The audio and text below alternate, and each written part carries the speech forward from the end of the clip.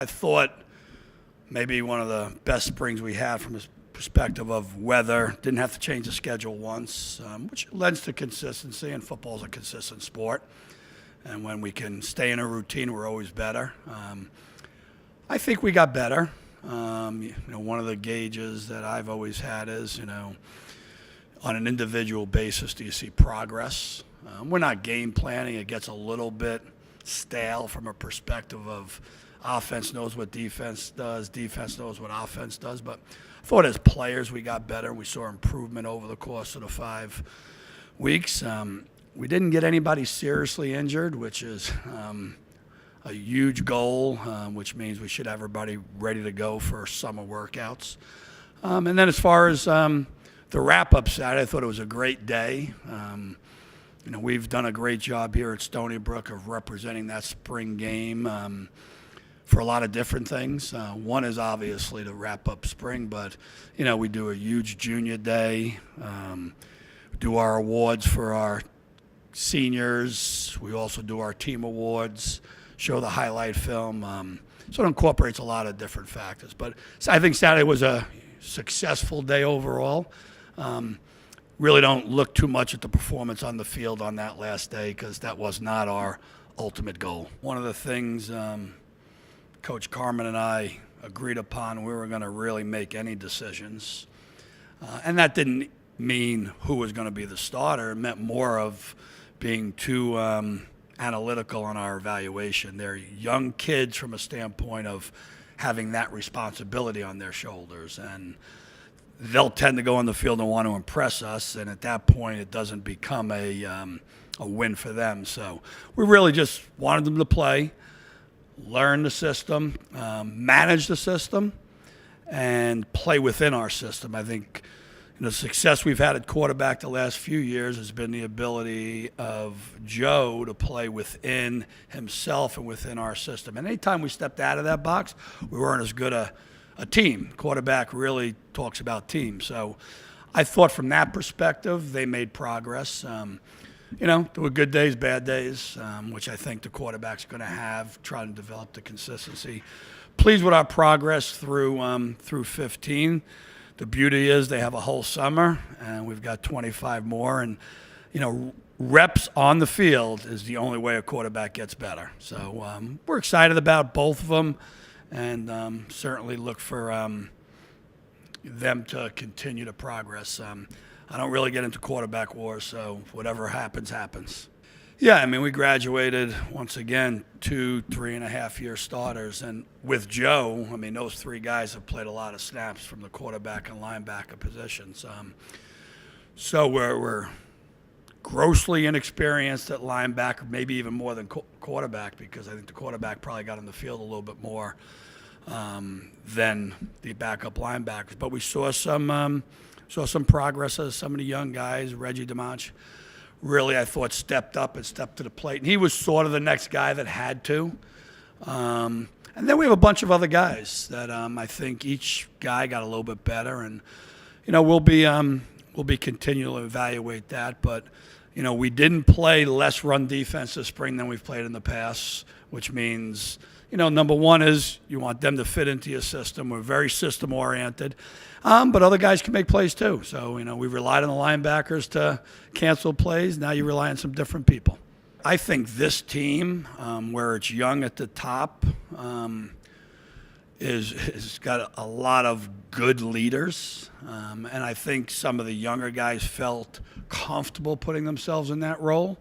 Some juniors, Augie Contresha, TJ Morrison, Tyquell Fields, Jack,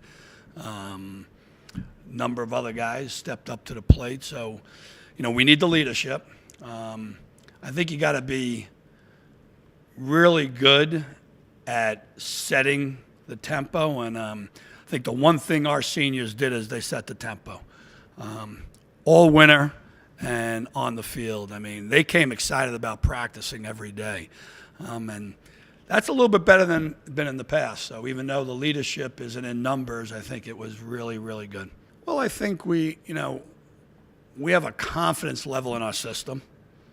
I think that's first and foremost very important. And I think it's true of the whole team. But, defensively over the past, half dozen years, we've been anywhere from number one in the country statistically to a top 10 defense. So there's a belief in the system, and it's not as a matter of just plugging the next guy in, but the next guy has seen the system work. So I think they walk on the field with a level of confidence in what we do, and as a result, it lets them play from the shoulders up pretty carefree, and from the shoulders down, it allows them to play fast and have a little bit of fun with it. So I think the belief, I think our coaches do a good job of putting them in position to make plays, and then players make plays on Saturdays, and I thought we saw some of that this Saturday. Well, I thought our two lead wide receivers, who were going to be 1 and 2 coming into the spring, or 1 and 1, however you want to look at, Nick Anderson and Andrew Trent, who have both played, reps over their 4 years, and they were able to play every practice, stayed injury free. I think we have two of the best corners in the league that we put on the field on a Saturday afternoon, and I thought Nick and Andrew gave them trouble at times, and were able to create space for themselves and made plays throughout spring. I think the depth chart will play itself out over the course of preseason. We're developing a bunch of younger guys there, which will include some of our tight ends also, who will be involved in the pass game. But I thought those two guys really stepped to the plate in a positive way. Yeah, and we've graduated over the last 2 years every rushing touchdown and probably 98% of the yards that we gained on the ground, or maybe even more than that. So it's certainly a position of concern when you say those things. That being said, I think we had 4 guys this spring at various times step to the plate. Isaiah White, one of our captains, who played in games as a true freshman here at running back, and played linebacker for a couple of years. We were fortunate enough to redshirt him last year with the traffic we had in the backfield. I think he's a guy that can certainly help us provide some of those yards. Tyson Lawton, who redshirted last year as a freshman, probably had the best spring on our offense. If you talk about improvement and productivity, really, really like his style. Sabah is a kid that played some last year, but we were fortunate enough to be able to redshirt him with the new redshirt rules. So all 3 of those guys didn't play, and then Alex Delgado, who's a walk-on, who really had some neat performances on Saturday. So it'd be interesting to see him this preseason. So youth, absolutely, game experience, inexperience, ability, I think, is there. Now we got to get them to play Stony Brook football, which is to run north-south and create yards for themselves. Yeah, I mean, last year was 6, this year is 7. That's 13 quality players over the last 2 years. So it talks a lot about our ability to attract good student athletes, because it's not just about the athletic thing. They got to be able to work hard in the classroom and work hard on the field. I think our recruiting has certainly been there. I think Stony Brook is a place that sells itself as an institution, as a football program.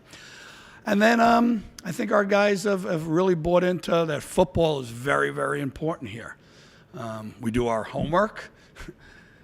We always want to have a little bit of fun in life, but our team takes football very seriously and love playing. And I think if there's one thing that I really feel our coaching staff has created, along with our players, is that they don't mind working hard because they love the results on Saturday. Yeah, I think what's been needed for me in my experience, over the last half dozen years, is we know we're going to lose a coach or 2 every year because we're a good program and people are going to want our coaches. We've been also able to replace them with good people each and every year. And then the 2 this year are no different. A wide receiver coach and corners coach, Caleb and Diamond, have come in, and it was as if they've been here for 6 years. I think that's a credit to our players, to be honest with you. They really, really understand that when we do hire somebody, we make those decisions in the best interest of the student athlete, and They come in, they listen. We also have a system, and the coaches come in that are new, know we have a system, and buy into our system. So I think it's been a win, and this year's two are no different.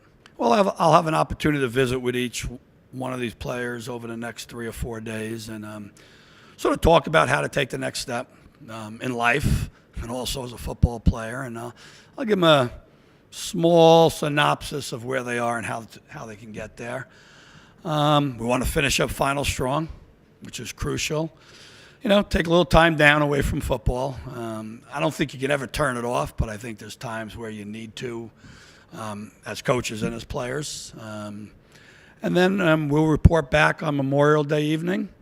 And we have 6 weeks of summer one where we'll have 90% of our team here working towards a common goal of getting better. And with our strength staff, with our support staff from a nutrition standpoint, with our academic staff and our coaches together, the month of June is maybe the most important thing we do moving forward. It's preparation on off-the-field things, but things that will allow us to be more successful come July 30th, which sounds like it's right around the bend.